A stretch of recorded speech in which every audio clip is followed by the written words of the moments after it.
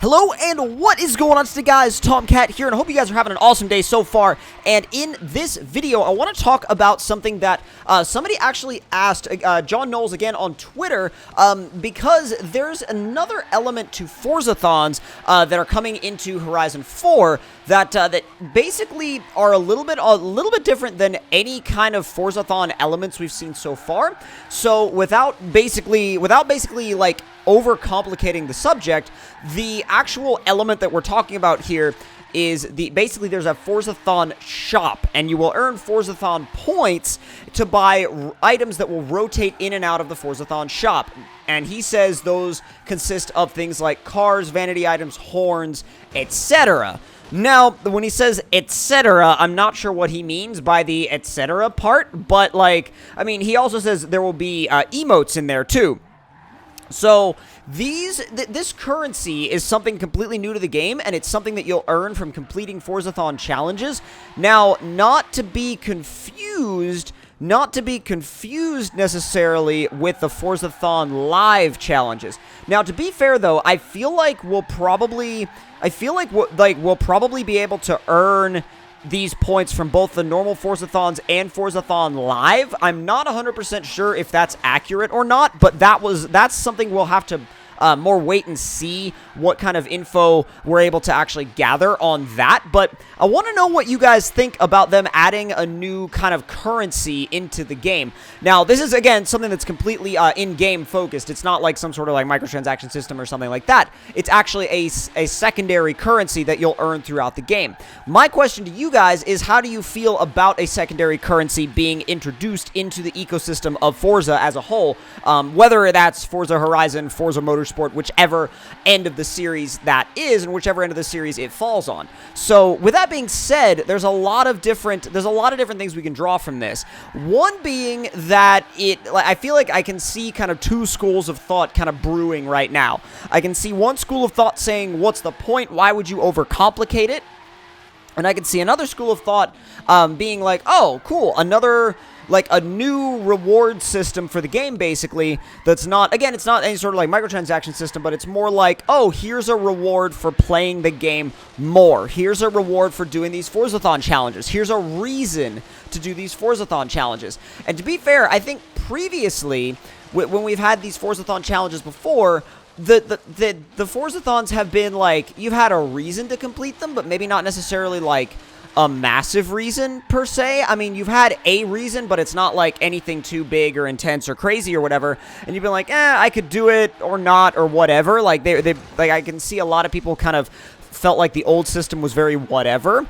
But I feel like now you might have a bigger incentive to actually, do these challenges. And I think if you actually have more of an incentive to do these challenges, then you might be more inclined to actually do them. And I think more people may be more inclined to go in and actually take part in the Forzathon challenges and the new Forzathon Live hourly events in Horizon 4, which it'll be really interesting to see, because the Forzathon challenges will function as they currently do, but Forzathon Live is, again, an hourly system.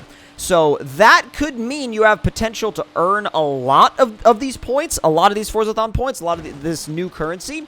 But I don't know how they're going to structure it. So they may or may not. They may structure it so that you earn a lot of it at a time. They may structure it so that you have to grind it. And that brings up a whole nother topic as a whole. That brings up the topic of should a lot of these elements of the game be things that you have to grind for, or should they be pretty open and simple to access? And that is also another topic on its own level. And I think that this kind of a video it's really hard for a video like this basically to not branch off into one new topic after the other, because it brings up one topic after the other very, very quickly. Because when you bring up an in-game currency system, there's all sorts of questions that arise based on people's experiences with different games and different, currency systems within the gaming world and gaming community, different racing games and things like that. So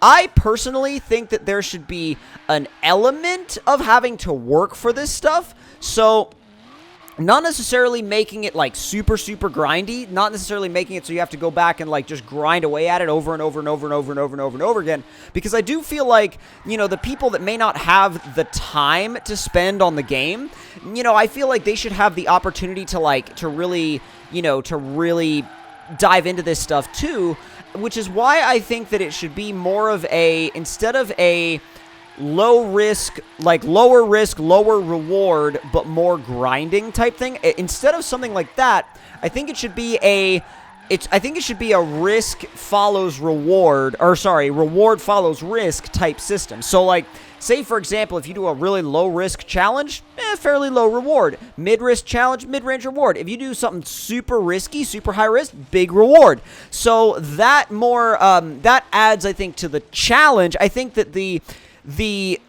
challenges that would, say, for example, pay out really well should be just a little bit more difficult, or maybe would take a little bit more attempts or a little bit more skill to pull off. But if the person has that skill already, they would be able to sit down and do it in a few minutes. But but that challenge wouldn't necessarily be something that everybody would be able to sit down and do in a few minutes. Like, if you don't have that skill, you'll have to sit there and practice for a little bit. But it'll be a skill that once you learn it, you'll be able to go back and apply it quickly. So I think that it would, if it would be something that would promote learning skills within the game.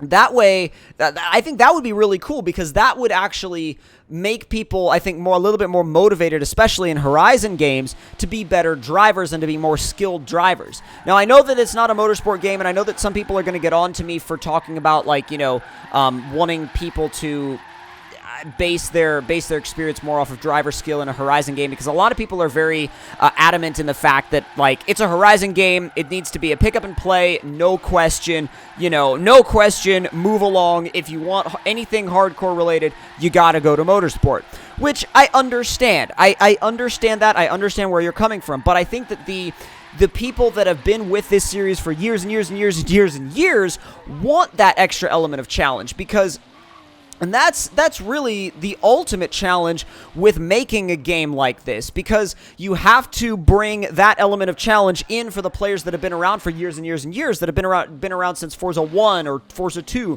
For me, it was Forza 2. And then you have to also make it inviting and simple for the people that just got their first Xbox, just got their first racing game.